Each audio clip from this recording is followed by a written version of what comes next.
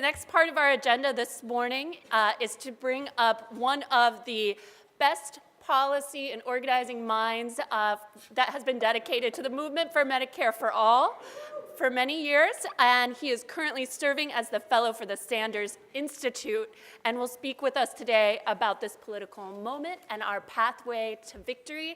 Let's give it up for Michael Lighty.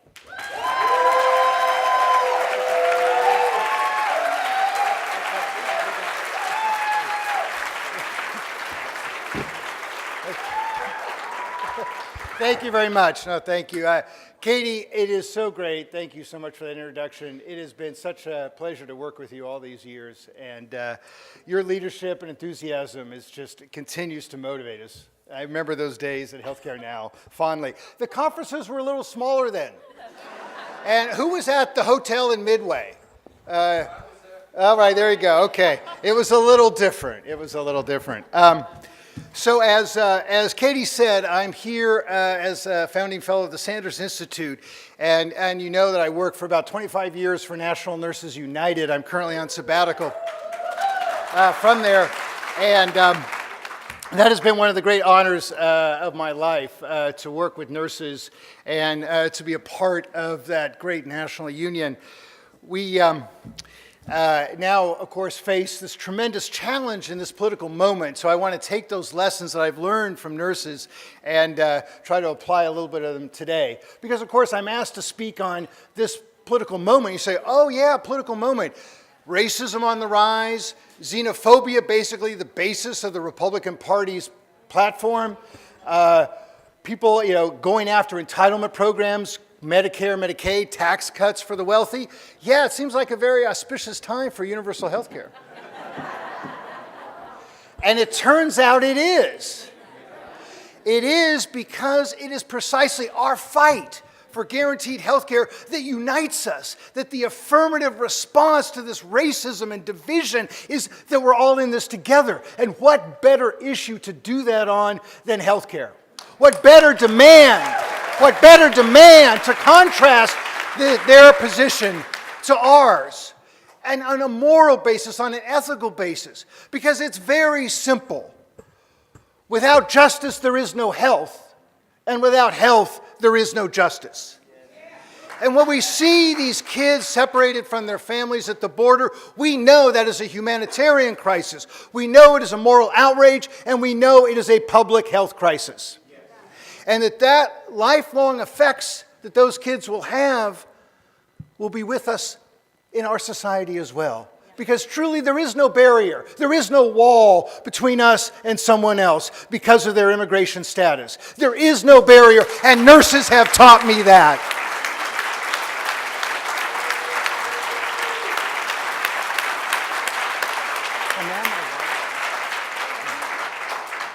Nurses have taught me to look at the whole picture, to look at the issues in our society holistically as they do their patients.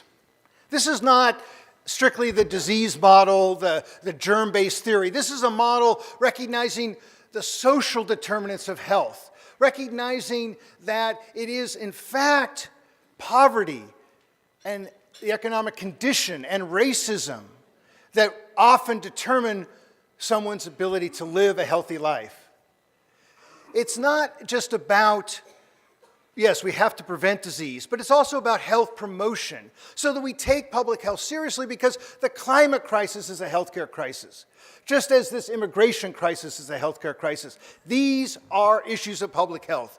And to the extent that this economic system wants us to channel healthcare into a disease process that can be fixed by medications, that can be treated on a chronic basis for the rest of your lives, like diabetes, so you're dependent on the drug companies, rather than actually solving the underlying causes of ill health, like industrial chemicals and the pollution that spoils our rivers and air. Rather than taking that public health approach, this system doesn't. Without health, there is no justice. And when we actually engage then in this political moment, we realize that we have the issue that can be the offensive fight that brings us together. And when we look at that, we say, well, yeah, we can break down these barriers because they aren't real. And then we have a responsibility to build our Medicare for All movement because it is a movement that can unite us. At the same time, though, we have to understand we are not going to win guaranteed health care for all if people are still paid $7.25 an hour. Or $3.35 an hour for tip wages like the city council in D.C. opposes raising. We're not going to win guaranteed health care for all if families are separated at the border. We're not going to win Medicare for all if we're not taking the climate crisis seriously and engaging in climate action. So we are a part of the broader justice movement, just as we are building our own movement. That is a two-track approach to victory. We have to build our movement and build the justice movement. That's why it's so representative, as Katie said. Of course we're here today building our movement, and of course the Poor People's Campaign is marching for Medicare for All in Washington, D.C. This is our moment. This is our time. And it's quite extraordinary when you realize, as Aaron said, as Aaron Murphy, the next governor of Minnesota, said, my God, it is so extraordinary to see Aaron's success. And I love the media reaction. Oh my God, the Minnesotans are gone off the deep end, you know. Oh, she's so radical. Aaron, I'm sorry, that's a tough sell, okay?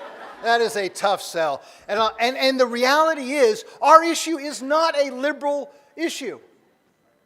Our issue is not actually even particularly radical in a sense, since virtually every other country of comparable economies do the same. And yet it's been turned into this, yeah, okay, batshit crazy. Right. Yeah. I don't know, Cigna, United Health. Okay, you know what's batshit crazy and immoral outrage? Stephen Helmsley making $66 million a year. That is outrageous. So I couldn't, you have to take a shot at United Health because, of course, we're in their home state, right? All right, so United Health, I think they made about $10 billion in profits since the Affordable Care Act. Is that how you bend the cost curve? By giving the insurance companies $10 billion and the CEO $66 million. Yeah, I don't know. I'll tell you, and so this is an issue of economic justice. This is not a liberal, Democrat, Republican issue. This is about people getting the health care they need when they need it without any barriers to care. It is simple in that sense. It is simple in that sense. And yet the politics get very complicated very quickly. So what is our path to victory in this context? Well, I was asked a couple weeks ago, when you talk about Medicare for all, do you mean single payer? Yes. Well, you know, that's not really what Medicare is like. You know, Medicare is really kind of a multi-payer system. I said, yeah, you're right. It's been privatized so badly that we're on the verge of losing it. And don't think that this budget proposal that they're pursuing, the Republicans are pursuing to cut Medicare, cut Medicaid, is going away. It's not. I read one of the most accepted common sense wisdoms in Washington, D.C. was reflected in this, in just an offhand comment in, I think it was the Washington Post. Lawmakers of both parties agree that spending that is not subject to Congress's annual appropriations process is becoming unsustainable. Oh yeah, everybody agrees that Medicare and Medicaid and Social Security are just unsustainable, so I guess we'll just have to cut them, right? But this is the consensus in Congress. Do not think the Washington Post is wrong here, folks. They actually believe this. So we are on the verge of losing Medicare as it exists unless we expand it to cover everybody. That's the truth. It cannot be sustained in this system because of the domination of the private insurance industry and how it has corrupted Medicare and it has infected the political attitude. So in California, we're having this fight over SB 562, and I'm happy to report that the candidate for governor on the Democratic side who ran against single payer came in third.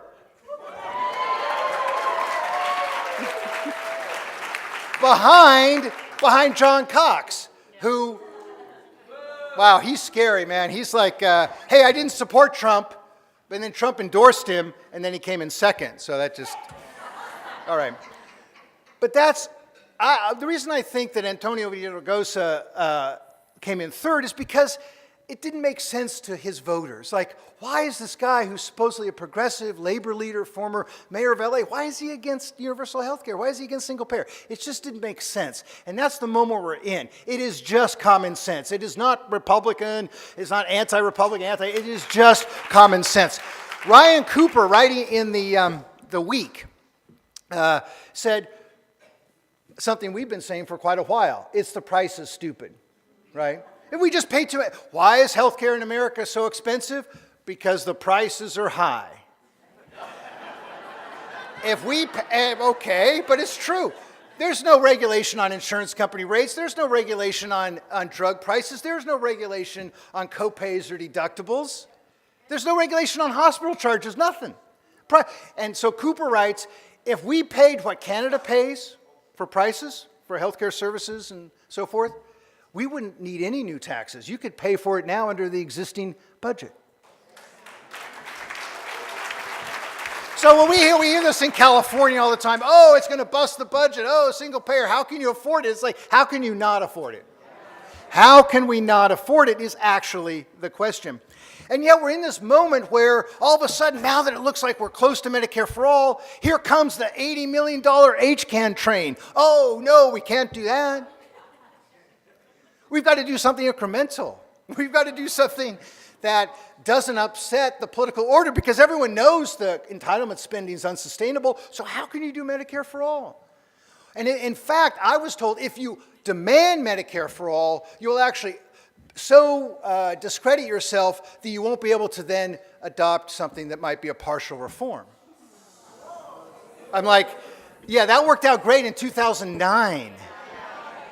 Yeah. We demanded the public option, and what'd we get?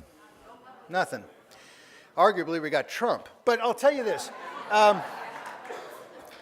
Because the Democratic failure to actually guarantee health care for everyone is a real political problem, a mistake we cannot afford to make again. So I would argue that we have to, as we do this two-track approach, as we build the Medicare for All movement, let us be clear on what we want. Guaranteed health care, no barriers to care, a single standard of safe therapeutic care for all. Because we have to address the healthcare disparities. We can, as I say, we're part of this broader justice movement, but we also have to have a healthcare demand that reflects justice, that is rooted in justice. And that means you cannot be treated differently based on the color of your skin, by your immigration status, the size of your wallet, your gender, your sexual orientation. None of that. And again, nurses have taught us a single standard of safe therapeutic care. And yes, we do mean single payer when we talk about Medicare for all. As a very short little piece in the Week, but I loved it, Ryan Cooper. So he says, yeah, you know this idea, why don't we just make it an all-payer system? We'll just have everybody pay Medicare rates, right? And he's like, yeah, well, you do that. Why don't you put everyone in Medicare? Because sure, people want to stay in United Health so they can pay the same rate and then be denied claims and hassle with their insurer about what drugs are covered, or hassle with, oh, is this doctor in network or is that doctor in network? It's not just about the rates. It starts with prices, but it goes directly to how care is delivered, who has the right to health care, and it's got to be everybody. And to keep people in private insurance just to perpetrate trust funds that unions are a part of, or just to perpetuate the political niceties of the establishment, that doesn't work. It doesn't work because you cannot create a multi-payer system that is a guaranteed health care based on a single standard of care. It can't happen. So those who say, well, yeah, let's just do Medicare for some, and then we'll let the people stay in private insurance, and they can have their health care plans, it is simply not viable. It is simply not viable. And so where are we? Where are we? We're at this extraordinary moment where what we have to do is build the multiracial movement that's rooted in justice for Latino immigrants and black workers, that's rooted in parity for women and no barriers if you're gay, lesbian, transgender. That system, and let's recognize our responsibility and fragility as well. Because I've been doing this for 25 years or so, And I'm sure many of us have too. And we are proud of our work, but we are not proud of the result. And there are historical moments where we went down the wrong path. We could have solved this problem in 93. We could have solved this problem in 78. And so as Aaron said, yes, this is our time, this is our moment, but accept the responsibility and recognize the fragility that if we don't make this demand, if we don't fight for what we want and need, then this moment may pass, and it is a matter of life and death. People will die if we do not succeed, if we do not build this movement in the way that can bring masses of people into the street to win the narrative about healthcare, to win the fight on the ground. Yes, it's door to door and it's mass organizing, and we have to do it all because it is our responsibility, and this moment may pass, and we will not be able to say to our kids, yeah, I've been doing this for 50 years. No, not another 2 years. We must go through the... So it's very clear, this has to be a defining issue in 2018. We have to have a floor fight in 2019. We have to pass H.R. 676, demand that Democrats do that if they take back Congress, and then elect a president in 2020 who will guarantee health care for all. We must engage politically. It is our moral obligation. It is our moment. This is the time for justice for all. This is the time for health care justice. Thank you.